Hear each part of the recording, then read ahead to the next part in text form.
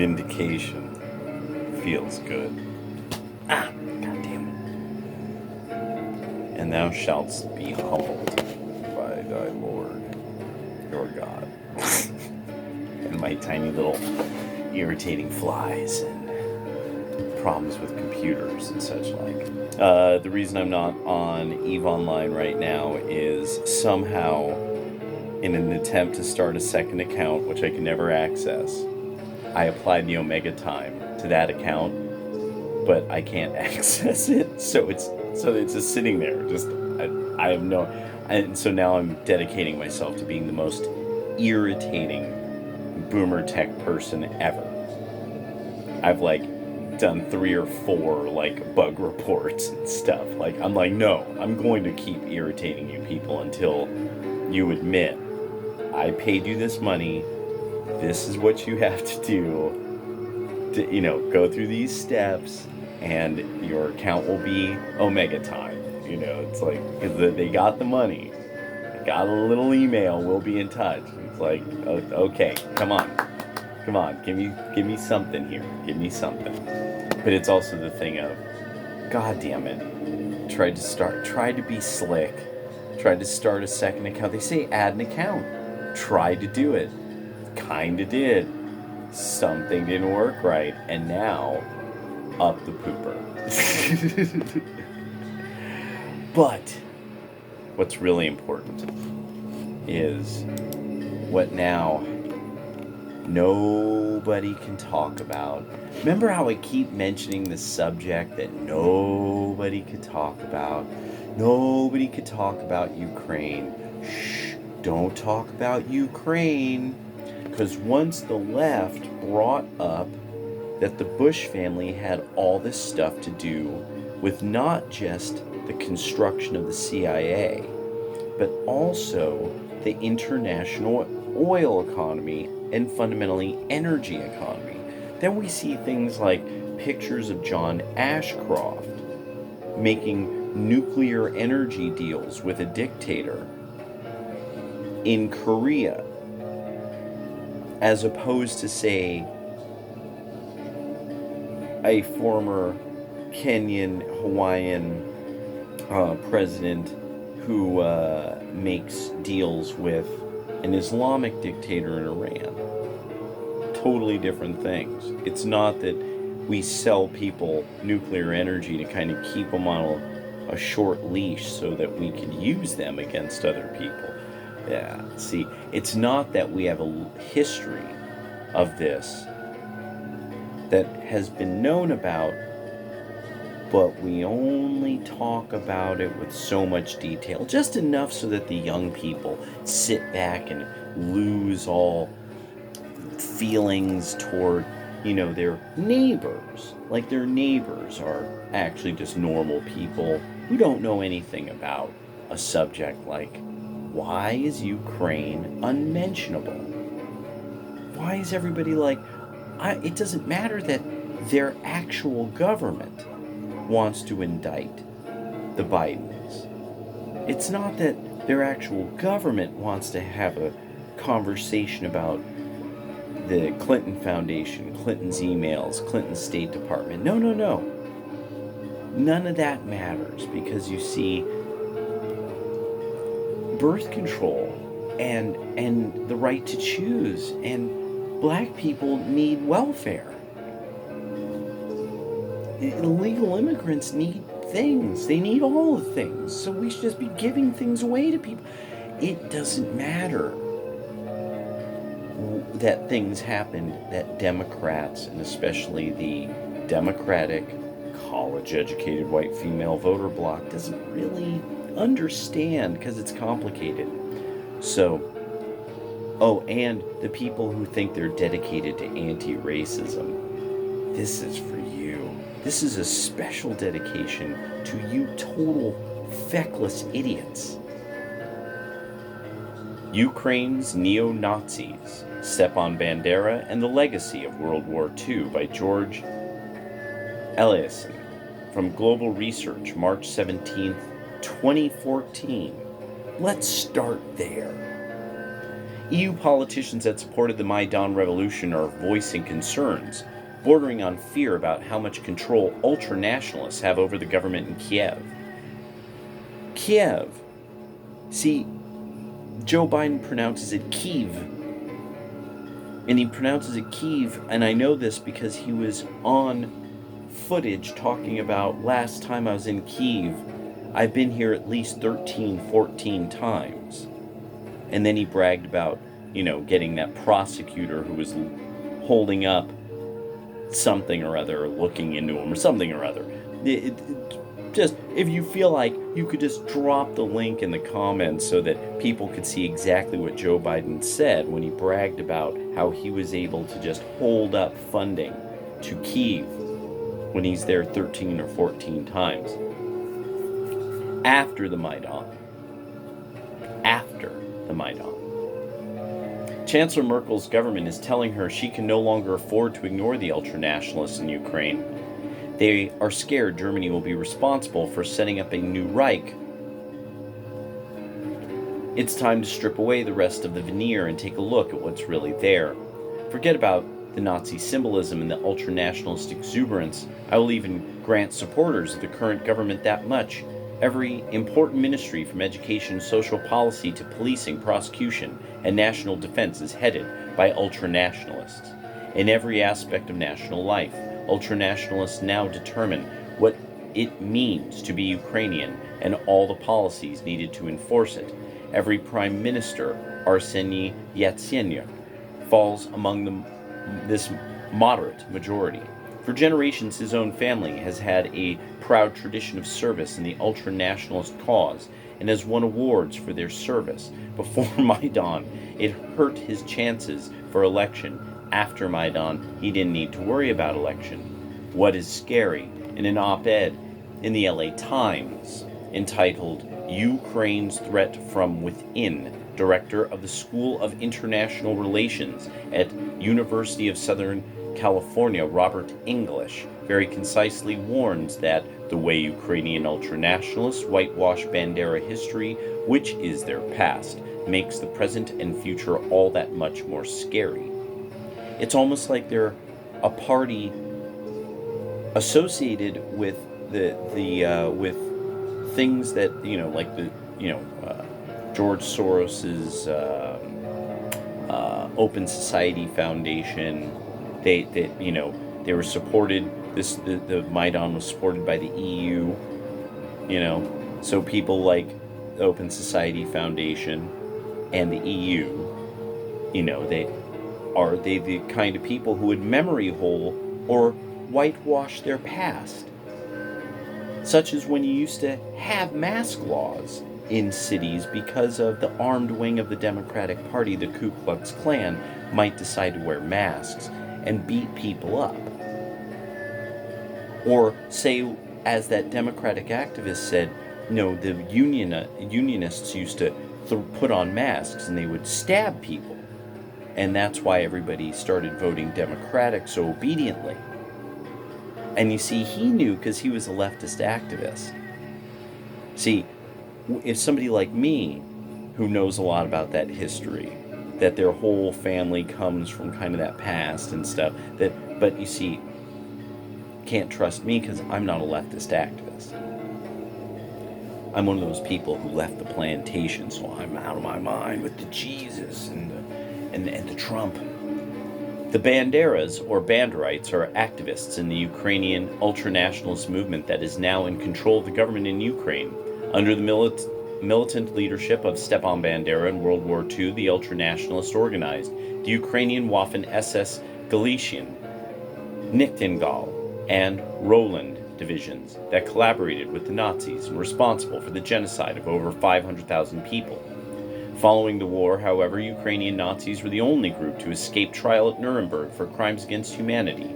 Moreover, neither the Banderas, the Ukrainian Waffen-SS, nor any other Ukrainian collaborators have ever apologized for their participation in genocide. In the landmark work on the subject Genocide, committed by Ukrainian nationalists on the Polish population during World War II, Ryszard Solowski characterized characterizes it this way, quote, "The Germans have long admitted to their crimes and have apologized for them publicly.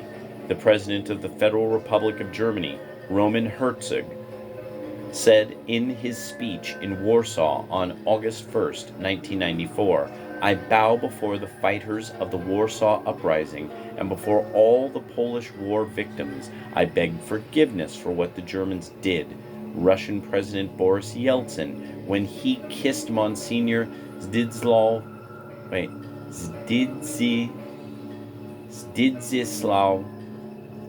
Peskowski on the hand, whispered the words, I apologize. Ukrainian genocide committed against the Poles during World War II surpassed German and Soviet genocide. It was marked by the utmost ruthlessness and barbarity, and up until the present day, it has been denied, or at best presented with reminders that all is relative in other such evasions.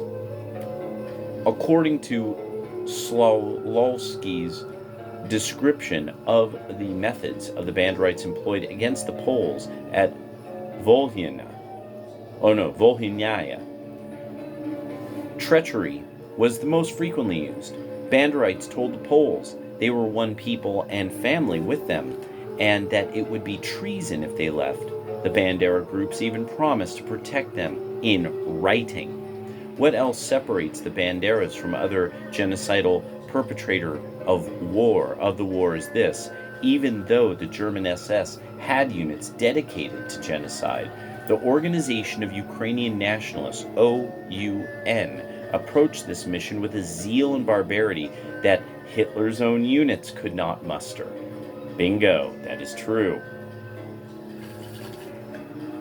They routinely tortured people with saws and axes and used the most painful methods they could devise as means to kill them.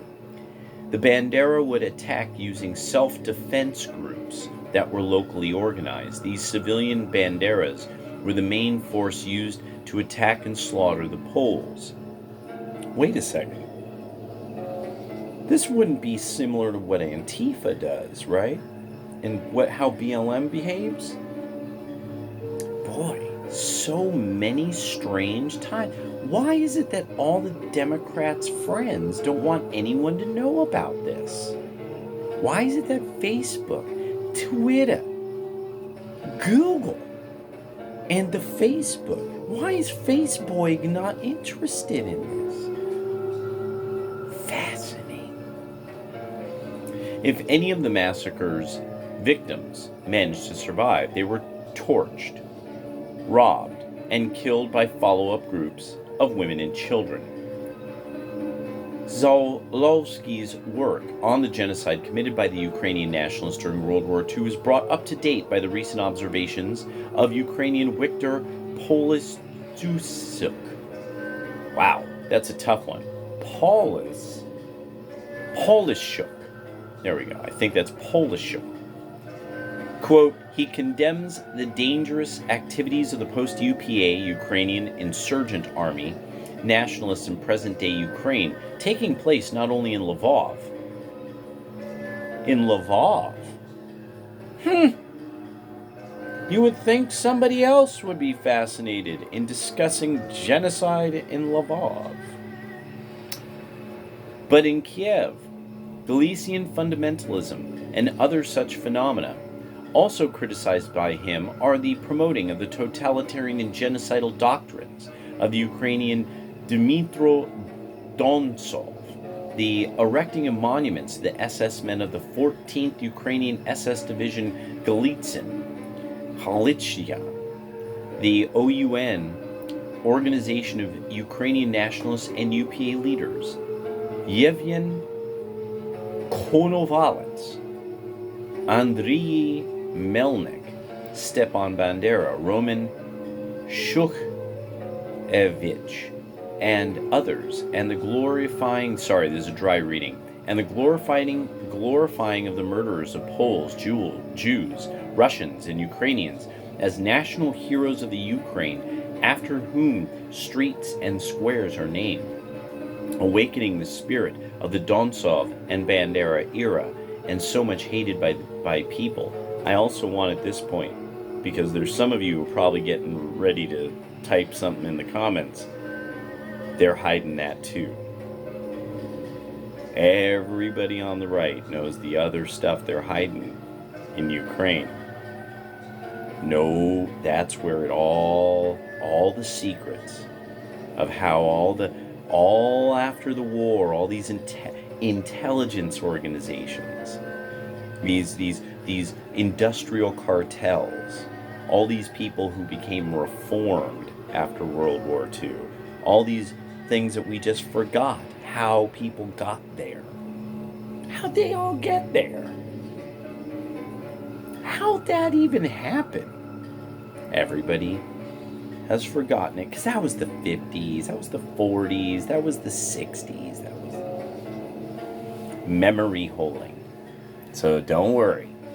I'm sure by the end of this, everybody's going to have to cry over what they did. This was written only a few years ago.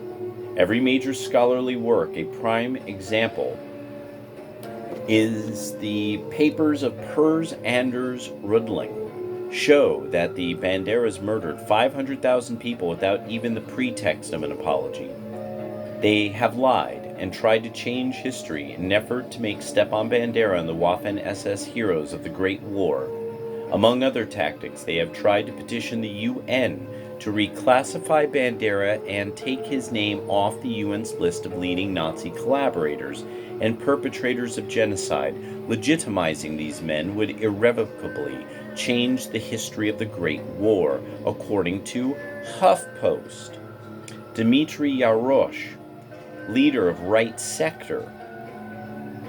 Just Wikipedia that bad boy, for those of you who are on the left or Democrats. Right Sector, Ukraine. Just pause. Just take a look. See what it is.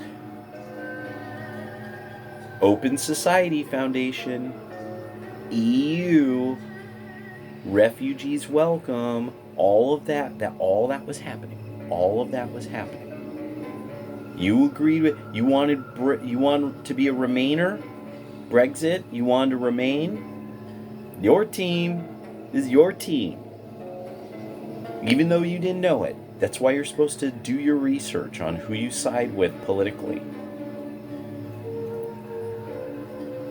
Met with Israel's ambassador to Ukraine, Reuven Din-El, and told him that their movement rejects anti-Semitism and xenophobia and will not tolerate it. Right Sector became famous at the beginning of the Euromaidan protests and subsequent revolution. It serves as the umbrella group for the combined militant ultra-nationalist groups that existed in Ukraine prior to the revolution and that insist on a pure, ultra-nationalist Ukrainian nation under the most rigid conformity to Stepan Bandera's philosophy. Mr. Yarosh is the leader of Tritsu, or Trident. Just ultra-nationalist Trident. Just look up images. Just be a Googler. Just be a Googler for a second. See what pops up. I'm just a crazy right-wing douchebag who's all into, oh, Jesus, whatever, Trump, duh, super orange, you're dumb. Which is the core Right Sector group. He has spent 20 years doing nothing else but preparing for the revolution that will sweep Ukraine's government into extreme ultranationalism. Despite his words to the Israeli ambassador, Dmitry Yarosh has been very clear from his first interviews that he is guided only by Bandera's writings and the writings of the group's founding leaders. He adheres to nothing else. Mr. Yarosh is adamant about the fact that Stepan Bandera was not an anti-Semite. Both the Anti-Defamation League and the State of Israel accept at face value that given Yarosh's claims that Bandera was not an anti-Semite, a claim he himself believes, the Jewish community can now relax about any contemporary threat from Ukrainian nationalists. But can the State of Israel or Abe Foxman, chairman of the ADL, or anyone else sticking his fingers into the pie explain away the deaths of over 200,000 Jews at Banderite hands? No. The ADL describes its main purpose as fighting anti-Semitism and all forms of bigotry and defending democratic ideals. Counterposed to that, the entire history of the Ukrainian ultranationalist movement, including its history of today. When you do, can there be any assurances from its representatives that don't ring hollow? There's more. This is at GlobalResearch.ca, written by George Eliason, March 17th, 2014, Ukraine's neo-Nazis, Stepan Bandera and the Legacy of World War II. But, let me make sure that I don't just cite one source. Not just give you time to, and some words to look up, right sector, Stepan Bandera. There's more. How a network of Ukrainian ultranationalists penetrated Canada's Conservative Party to lobby for military conflict. March 26th, 2020, from the Gray Zone, Moss Robeson. I just started saying, what can I find today? As being that if you were to look up on my channel when I talk about the Banderites, Ukraine, the Azov Battalion, Azov Battalion, just Google that one. Oh yeah.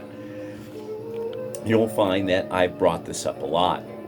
Once an underground network of fascist ideologues shunned by the Ukrainian-Canadian community for criminal ideas, Canada's ultranationalist Bandera lobby is today a major political player. It recently rubbed shoulders with former PM Stephen Harper and top contenders for the leadership of his Conservative Party by Moss Robeson.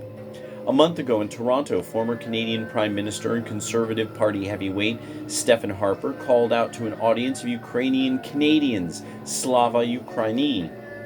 Harper's audience responded to this cry of glory to Ukraine by completing the salutation of the Ukrainian nationalist movement once led by the notorious fascist Stepan Bandera, Heroyam Slava, in other words, glory to the heroes, who in fact collaborated with Nazi Germany during its occupation of Ukraine in World War II.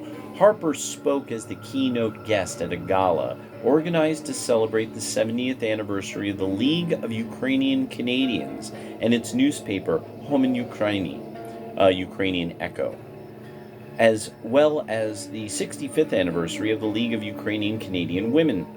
The event capped off a 3-day tri-annual convention of the leagues held on February 22nd. The gala took place 6 years and 1 day after the Ukrainian President Viktor Yanukovych fled his country following the Euromaidan Revolution of Dignity in Kiev, which saw pro-EU protesters and hard-right street fighters topple their Russian-oriented government. Through the so-called Canadian Conference in support of Ukraine, many of Canada's leading conservatives have befriended a historically criminal fascist network of Ukrainian nationalists that has remained dedicated to pushing the West to the brink of war with Russia since before World War II ended. Today, following the long-dead Nazi collaborator Stepan Bandera, are vying with Ukraine's neo-Nazis to lead another revolution, this time against Ukrainian President Volodymyr Zelensky and his moves to peace with Russia during the Cold War. So, just so everybody gets the idea, neo-Nazis are against peace with Russia. Right now, Ukraine's president is being slowly opposed. Canada doesn't rule itself, it answers to the crown. So Canada is talking to neo-Nazis. These people were hired by our government and put into the CIA. So the Pentagon parts of the Anglosphere governmental system, the Crown, Canada, possibly. I haven't even looked up places. I don't know if they ended up in Australia. I haven't looked at other places that Ukrainians ended up. These people are lobbying to keep hostilities going with the entire nation of Russia, which NATO has surrounded by bases, which we told them we wouldn't do that. At the end of the Bush administration, the first Bush administration, when all the Soviet stuff was over, we said we weren't going to start putting bases around you. No more forward basing. It's over. It's peace. By the time the younger Bush was in office, there's a famous moment where, having to do with South Ossetia and possibly jihadis that we had been keeping on a payroll to start some shit with Russia now and then. South Ossetia, jihadis, just take a look at a map and look at some of the surrounding countries in that area. Take a moment, tickety tick tick, if you're a Democrat, because you don't know this. You'll recognize that some of those countries seem to be in the news right now. So, Vladimir Putin says to George Bush, "Why are you trying to hang noodles from my ears?" It's a Russian statement of, "Why are you trying to humiliate me?" Because what it was is he knew what was going on, because Russia knew about all of this since World War II. They collected tons of intelligence. Notoriously, these people gave up CIA agents left and right, and we lost lots of agents across on the other side of the Iron Curtain because of these people. So that they could keep whatever their shit with Russia, whatever the fuck is going on with them and Russia, to keep that going. And it's probably that it's just very lucrative, very, very lucrative to ship those arms all throughout Eastern Europe and the Caucasus. You have to know those roads. You have to know the people. You have to know where to store all that shit. And they're the only people who could have known. Most famous Nazi hunter said some of these people just changed their names slightly. Not enough Americans even knew anything about these languages at that time. There just weren't enough people who could know how Ukrainians, Russians, Belarusians, all these people spell their names. All they had to do was misspell a name. And you could have a Nazi working in the Federal Bureau of Investigations. Doubt that happened. You should doubt that happened. You should just think that, but I vote Democrat. Super brain because I don't know this. During the Cold War, the Banderite,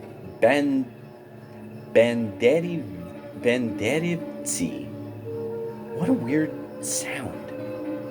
Banderite agitated for the declaration of a U.S.-led holy war of liberation against Soviet Russia, a World War III, placing their faith in the United States government to free the Soviet prison of nations by force, to do so without obliterating them in the process with nuclear weapons.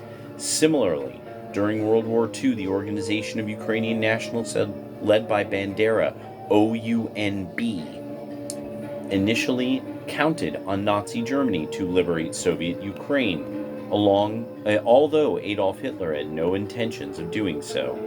The LUC is the Canadian spearhead of the CCSU and an international coalition of NGOs affiliated with the decades-old, highly secretive cult of personalities centered around Stepan Bandera. The League of Ukrainian Canadians plays a leading role in the Ukrainian Canadian Congress and the Ukrainian World Congress, the first vice president of which from Australia. Dang, these dry readings are fascinating. Is the present-day leader of the OUNB. At the forefront of Ukrainian issues is the LUC's slogan, Bandera's OUNB, an extremist revolutionary fascist organization, carried out numerous brutal pogroms against Jews throughout western Ukraine in 1941 before infiltrating Nazi auxiliary police units that served at the front lines of the Holocaust by bullets. Bandera aspired to be the Führer of a pro-Nazi Ukrainian dictatorship. It was rejected by Hitler and later the CIA. He was drifting into irrelevance when his 1959 assassination by the KGB in Munich turned him into a beloved ultranationalist martyr. Over the course of the Cold War, the CIA attempted to incubate a rival so-called democratic faction of the OUNB, which also happened to be led by former Nazi collaborating war criminals. But the more radical, fascistic Banderites eventually hijacked Ukrainian communities around the world in the name of an anti-democratic Ukrainian Liberation Front. The OUNB sought to establish a, quote, dictatorship in exile, as told by historian Pers Anders Rudling, intended to be re-exported to Ukraine following its liberation. In 1956, the CIA collected from its Ukrainian collaborators a set of complaints made against Stepan Bandera and a list of his anti-American acts. However, we were not interested in the specifics or evidential details related to the complaints or acts since they were already known to headquarters. That included the existence of an illegal underground Bandera organization of blindly loyal cadres mobilizing in the United States, taking orders from the fascist OUNB, then located in Munich. Meanwhile, according to a book by Lubomir Luciuk, a professor at the Royal Military College of Canada, the OUNB's resident in Canada had an organized, if modest, nationalist network in place by the fall of 1948 and was in regular communication with the nationalist Provid, or leadership in Europe. Furthermore, everything possible was being done to ensure that nationalist cadres were spread out in a planned way across Canada to ensure that the Banderite would have some of their people in every center where they might be able to work on behalf of the liberation movement. At the Third National Convention of the Ukrainian Canadian Congress in 1950, Stepan Bandera's followers were harried and jeered out of the meeting hall, writes Luciak, accompanied by a stern reprimand from the podium, denouncing those whom he accused of trying to take over Ukrainian Canadian organizational life. There we go. So there's one from the Gray Zone. TheGrayZone.com, written by Moss Robeson, March 26, 2020, how a network of Ukrainian ultranationalists penetrated Canada's Conservative Party to lobby for military conflict. Radio Free Europe, Radio Liberty. I know. Banderite rebrand. Ukrainian police declare admiration for Nazi collaborators to make a point. From February 13th, 2019, February 11th, 2019, updated February 13th. Across social media, Ukrainian police and law enforcement officials are apologizing for one officer's slur aimed at far-right ultranationalists and making it known they too are Banderites, or to be clear, supporters of militant Ukrainian nationalists who collaborated with the Nazis during World War II. National Police Chief Sergei Knyazov said he is one. So does Interior Ministry and National Police spokesman Artem Shevchenko. Interior Ministry advisor Zoryan Shirirak is too. From the top on down, cops and their bosses are lining up to air their admiration for Stepan Bandera, a hero to many Ukrainians whose Organization of Ukrainian Nationalists, OUN, and its military arm, the Ukrainian Insurgent Army, UPA, fought both Soviet Nazi forces during World War II, but is also accused of carrying out murderous campaign against Poles and Jews. The I am a Banderite in Ukrainian hashtag appeared on February 10th, a day after a riot police officer used the derogatory play on Bandera's name during a violent confrontation with dozens of ultranationalists at a campaign event in Kiev for presidential candidate Yulia Tymoshenko. The interlopers had come to the event to demand justice for an acid attack that killed civic activist Katerina Handziuk amid a rash of violence against activists. Carrying signs that asked who ordered the attack on Handziuk, they called for Kherson Regional Council head Vladislav Maner, a recent suspended member of Tymoshenko's party, to be arrested for his alleged role as its